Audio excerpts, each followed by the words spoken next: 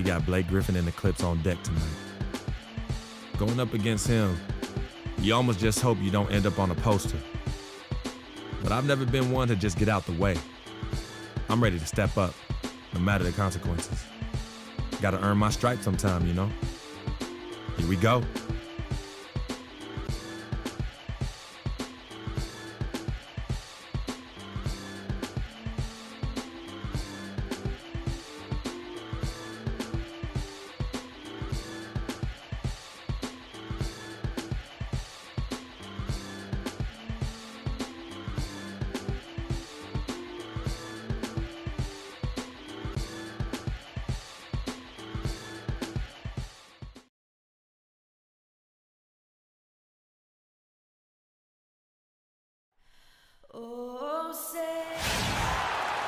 It's the Clippers and the City of Angels for a little interconference action here at the Staples Center.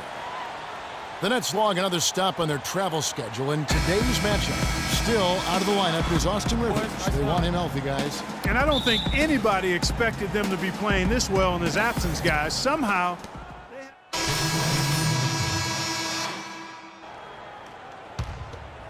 here's Redick.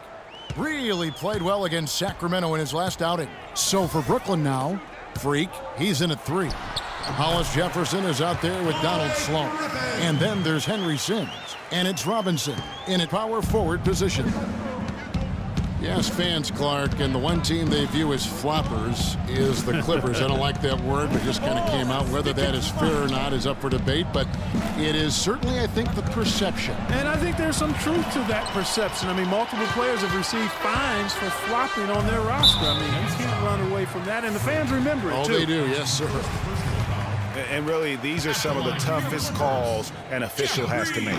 Yeah, but in this case, I think he got it right. The defender was still moving there and never really had good legal guarding position. He wasn't set. And Los Angeles with some changes. Aldridge comes in for DeAndre Jordan. And Pierce subbed in for Blake Griffin. Here's Sloan. Looking at his numbers, he's averaging about 6.5 points a game. They get it back. The shot's good from Sims. Sims has got his first basket of the night. Defensively, that possession better not start a trend because they just handed him 2 points. Pierce with a screen for Redick. Feeds it to Pierce. And the go-ahead bucket, no good. Brooklyn's gone 1 of 2 from long range in the first quarter. And Sloan kicks to Freak. And he makes good on the layup. I love how he establishes his post position inside before he converts. Now we'll go to Doris Burke, who had a chance to talk with head coach Doc Rivers. He said the player he'll be watching closely in this matchup is Thomas Robinson. He added, you have to respect the energy he brings to the game. That'll be the challenge for our bigs, is matching that energy and physicality. Guys, Robinson a guy with a growing skill set, but it's still that athleticism and hustle that's really his calling card. Back to you. Always great to hear from you, Doris. Nice ball movement by Brooklyn. That's good. Sloan's got 5 points so far. Another nice bucket down low. They've really been able to work the ball into the post effectively so far. Yeah, and I think we're going to see them operating a lot of their offense from the interior today. The shot by Redick, no good. And with room like that off the pick, you have got to knock that one down. Well, you know, they did everything right, Greg. They executed. All you want is a good look at the basket. Sometimes the shots just don't fall. And the story here, Kevin, early on is how well they've shot the basketball. Very high percentage so far, and if you want to start a game hot, that's the way to do it. The Nets shooting their 5th free throw of the game here. And 72% on the year, I'm sure they'd like to improve that category. You know, their percentages dropped off just a little bit compared to last year, guys, but it's not a huge drop-off, so no major concern. Johnson, he's checked in for Green.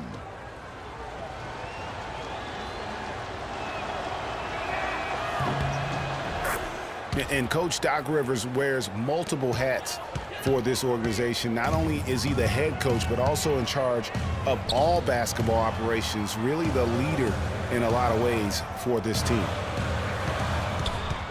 Here's Pierce, kicks it out to Johnson. No good on the triple.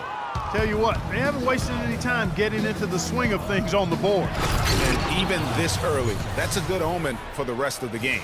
And it doesn't really matter who starts the break with how he runs the floor. He seems to always be the one who finishes it. Yeah, he is so fun to watch and how he attacks the rim at full speed like that, man. It's something to behold the way that guy gets to the rim. Crawford's shot is good. Those are the kind of nice inside looks they've gotten in the first half here. And I think they should continue to work the ball down low, Clark. It's really going to free up their outside shooting. No scoring fast and furious as we end the first quarter. Nets out in front, up 7. And the second quarter about to get started. We'll be back in just a moment. I gotta hold down the city. Gotta let you know where I come from. And a chance to hear from DeAndre Jordan, who talks about the inspiration he drew from head coach Doc Rivers.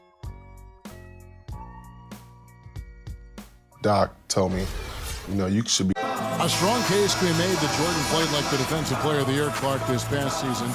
And the fact that he didn't win it looks like it'll keep him motivated. Yeah, I agree with you. I mean, I love the passion he plays with defensively. It seems like a burning fire in him, and Doc has stoked that fire with desire and inspiration. You've got to love how the passion to play defense burns in DeAndre. And the first quarter is in the books. Second about ready to get underway. And from Brooklyn, guys, what jumps out to you stat-wise? They've been a well-oiled machine offensively thus far. They've kept the ball moving, Greg, and their opponents chasing after it. That's how they've piled up all the points. Inside, it's Griffin and Jordan. Chris Paul and J.J. Redick are the guards. And it's Johnson in at the small forward position. So that's the lineup. Jeff Green, he's checked in for the Clippers. Crawford comes in for J.J. Redick. Clippers trail by 3. Paul with the ball. He had 19 points in the win against the Kings in Sacramento. Takes the 13-footer. Crawford, no luck. They don't score on that shot, but they're going to be happy with those kinds of possessions. They get the rebound. Freak in the hoop for his third make from the field. He's 3 for 4 thus far in the contest. Just lazy defense on the glass there. Well, nobody boxed out. Nobody put a body on anybody else. Things like that not only drive the coach crazy, that stuff gets under my skin. Green dishes to Jordan.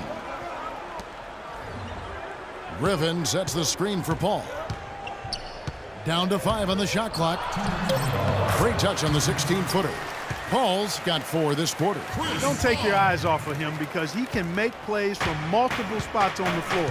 Put the isolated cam on him. Freak passes to Robinson. No good. Great D that time from Griffin.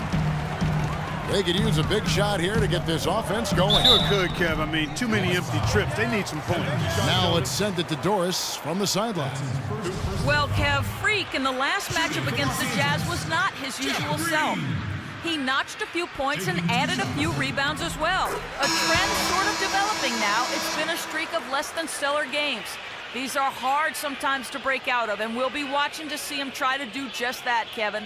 Okay, Doris, thanks for the report. Guys, do you think we'll see a better game here tonight? I hope so. I mean, for his sake. And I think we will. I mean, he's a tough player. That won't bring him down. It'll only fuel his fire. You can count on it. I mean, that's what I think. Coming off a game like that will make him work all that much harder today. And talking about Paul and his ability to come up in the clutch, that Game 7 shot when he was playing injured against San Antonio, the defending champions, turned out to be the game-winning points. Remarkable play, remarkable series for him. It was. You could see him hobbling around out there and would have to miss games in that Rockets series, the first 2, if I recall. But that series is what Paul is really all about, Kevin. He is a competitor, first and foremost.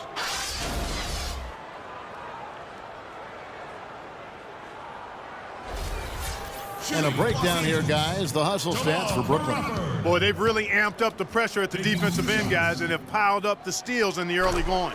And it doesn't look like they'll be giving up on any plays tonight either. Their offensive rebounding has also been equally as impressive.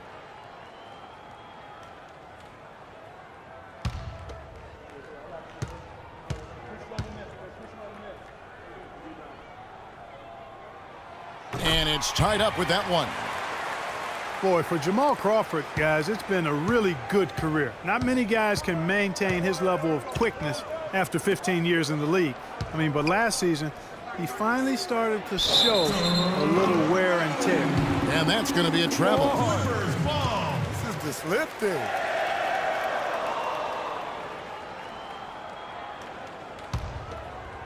LA's gone 0-2 from deep here in the second. And they double up Paul.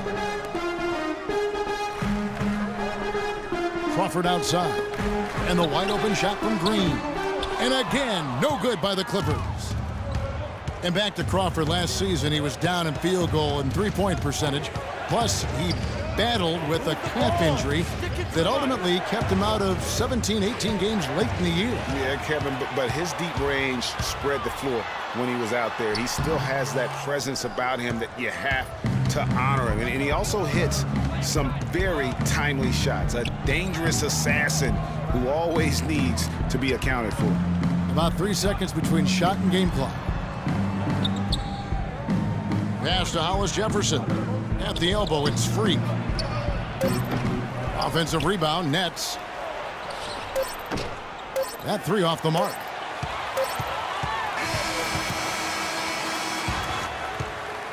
So a tie game here as we finish the first half. And now let's catch up with Doris Burke, who's standing by on the sideline. Doris?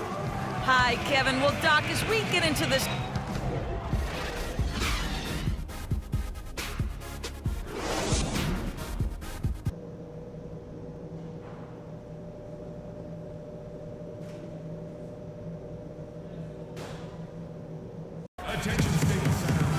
Here we go now, the start of the third quarter. Changes. Cole Aldrich, he's checked in for DeAndre Jordan. Pierce comes in for Jeff Green.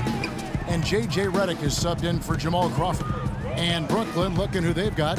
Freak, he's in at small forward. Donald Sloan out there with Hollis Jefferson.